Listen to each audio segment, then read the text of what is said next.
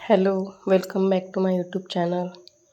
आज आपण पाहणार आहोत 5 किलोचे प्रमाणासहित लोणचे.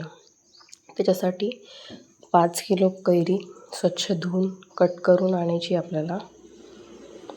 त्याच्यासाठी लागणारे साहित्य: 1 मिठाचं पॅकेट, पावशेर धने, पावशेर बडीशेप, 10 ग्रॅम वेलदोडा, लवंग, दालचिनी आणि मिरे, 2 किलो शेंगदाण्याचं तेल, 100 ग्रॅम मेथी, अर्धा किलो पिवळी मोहरी आणि मारवाडी हिंग, 2 किलो गूळ. आपण पहिले बडीशेप मिक्सरला थोडी जाडसर दळून घ्यायची आणि तिच्या समोरच्या दांड्या ज्या निघतात त्या बाहेर काढून फेकायच्या आहेत, जेणेकरून ते लोणचं खाताना कचकच लागणार नाही. तसंच धण्यांसोबत पण करायचं आहे आणि दोन्ही जाडसर दळून घ्यायचे आहेत. आता इथे मी 10 ग्रॅम घेतलेलं आहे. हे मिक्सरला फिरवून बारीक करायचं आहे.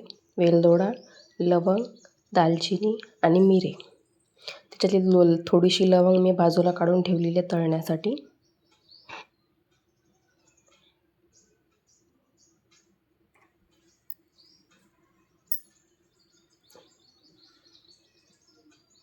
तुम्हाला माझे व्हिडिओ कसे वाटतात कमेंटमध्ये नक्की सांगा.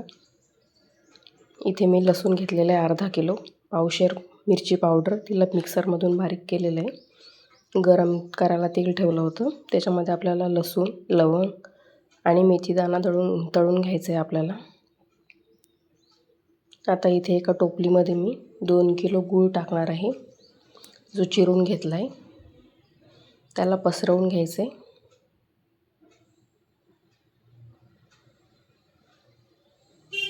आणि या लोणच्याची 8 दिवस काळजी घ्यावी लागते आपल्याला, कारण की याला खराब व्हायची शक्यता असते. ओला चम्मच किंवा ओला हात लागू देऊ नका ह्या लोणच्याला. आता याच्यावर आपण मीठ टाकून घेऊया. मीठ 1 पॅकेट होतं, त्याच्यातलं 1 कप कमी केलेलं आहे मी. आता जाडसर दळलेले धने आणि बडीशेप आपण आथरून घेऊया. असं गोल आथरून घ्यायचं आहे,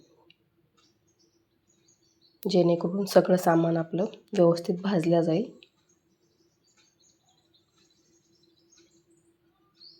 आता याच्या मधोमध आपल्याला मिरची आणि लसूणची पेस्ट बारीक केलेली ती टाकायची आहे. आणि इथे मी साईडला मोहरीची डाळ टाकून घेते पिवळी, अर्धा किलो आहे ती. हे 5 किलोचं प्रमाण आहे.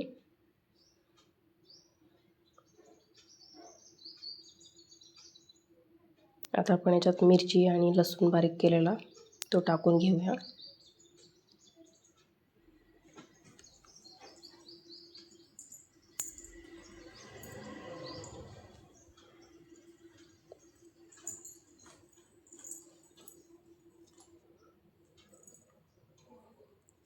आपलं तेल गरम झालेलं आहे कडकडीत. आपल्याला ते आता ओतून घ्यायचं आहे मोहरीच्या डाळीवरती.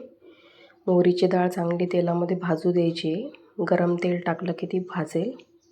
आणि तसंच धण्यावर आणि सोपवर बडीशेपवर पण टाकायचं आहे. चांगले भाजले जातील तसे ते सामान. मिरची पावडर थोड्या वेळाने टाकायचं, थोडं थंड होऊन, कारण की जळून जाईल ती. चांगलं मिक्स करायचं आहे तिला.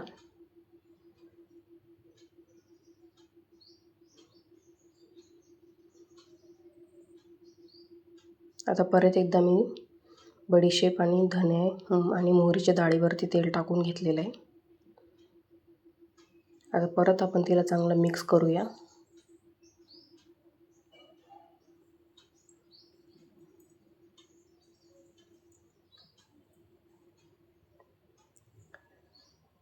इथे मी राजापुरी कैरी वापरलेली आहे.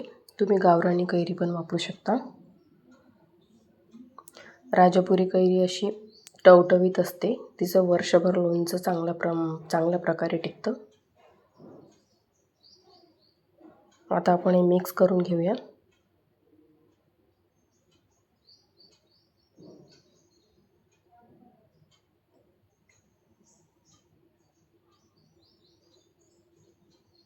आता याला तेल सुटेपर्यंत आपल्याला ठेवून द्यायचं आहे. जवळजवळ 7-8 तास याला असंच ठेवायचं आहे.